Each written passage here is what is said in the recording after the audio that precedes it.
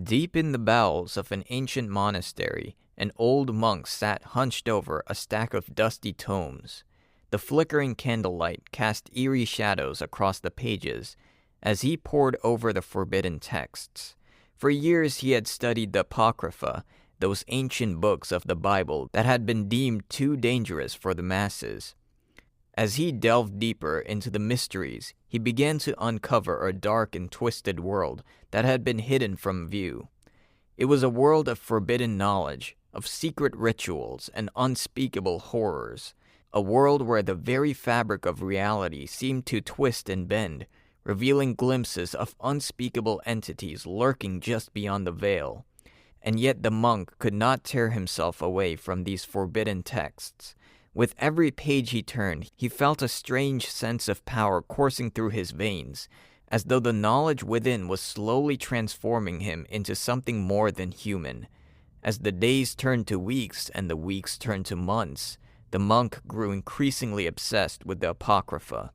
He barely ate or slept, his mind consumed with the uncovered dark secrets.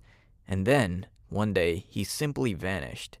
Some say the very forces consumed him he had been studying, his mind shattered by the unholy knowledge he had uncovered. Others claim he found a way to transcend this world, ascending to a higher plane of existence. But one thing is certain. The forbidden books of the Bible hold a power and a darkness that few are brave enough to explore. And those who do so risk losing themselves to a world of madness and horror beyond imagining. One such book is the Book of Enoch, a dark and controversial text written in the 2nd century BC.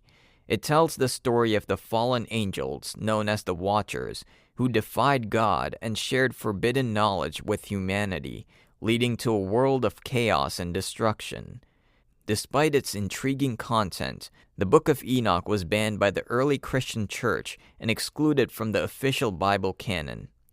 Other lost or forbidden books of the Bible include the Gospel of Judas, which presents a radically different perspective on the story of Judas Iscariot, and the Apocalypse of Peter, which describes the afterlife in vivid and graphic detail. Exploring the topic of lost books of the Bible can be a fascinating and enlightening journey, providing insights into the beliefs and practices of early Christianity and encouraging us to question our own beliefs and assumptions. Darkness hung over the ancient texts like a veil, obscuring the secrets and wisdom they held. For centuries, scholars and theologians had grappled with the elusive lost books of the Bible, pondering their true meaning and intent. Protestant Bibles, with their 66 books, were missing something crucial that could change everything. The Apocrypha, the hidden books that lay beyond the Bible, offered tantalizing glimpses into the past, but were they truly lost or just discarded? The pseudepigrapha, another set of works that claimed to be authored by real people, were shrouded in mystery and deception. These texts contain Gnosticism and heresies, contradicting the teachings of the Bible and leading astray those who were uninitiated. The Gospel of Thomas, one of the most notorious pseudepigrapha, spoke of gender and hierarchy, suggesting that women were inferior and had no place in God's kingdom unless they became male. The very idea was repulsive, but it was only one example of the many twisted concepts and beliefs that these works contained. The early church had fought long and hard to establish the canon of the Bible, and they had done so with good reason. They wanted to preserve the purity and integrity of their faith, guarding it against those who would twist and pervert it for their own purposes. What if the lost books were found, their secrets and wisdom revealed? Would they shed new light on the age-old debates and controversies that had plagued Christianity since its inception, or would they only serve to further muddy the waters? The study of non-canonical texts such as the Apocrypha and pseudepigrapha was a treacherous path that led to dangerous and murky territory. The very fact that they had been excluded from the canon should be enough to give one pause, to question their validity and authenticity. Yet the allure of the unknown was too strong to ignore, and the search for the lost books continued, a never-ending quest for truth and knowledge. And as reports of the artifacts, relics of Jesus himself, began to surface, the darkness deepened, threatening to swallow everything in its path. What would be revealed in the shadows? What secrets and mysteries would come to light? Only time would tell, but one thing was certain. The lost books of the Bible were not lost forever.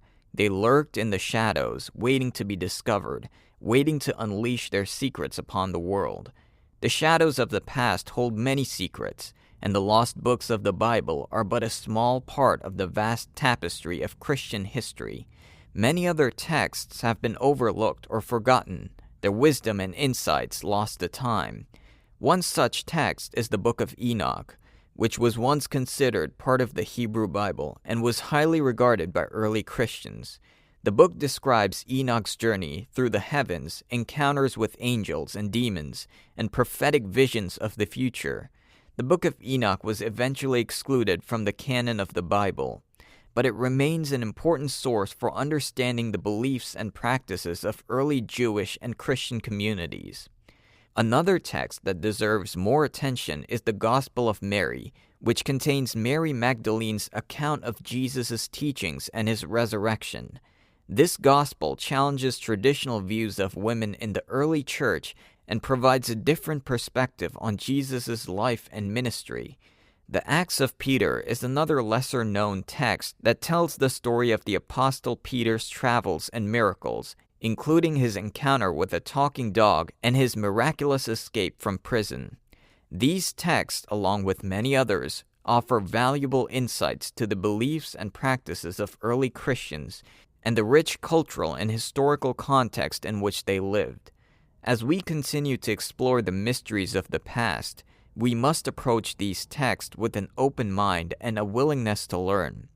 The truth may be elusive, but it is worth seeking, for it is through the pursuit of knowledge that we can deepen our understanding of the world and ourselves. Do you recall a lesser-known text from the Christian tradition that you think deserves more attention? We'd love to hear your thoughts in the comments below. If you enjoy this type of content, consider subscribing for more.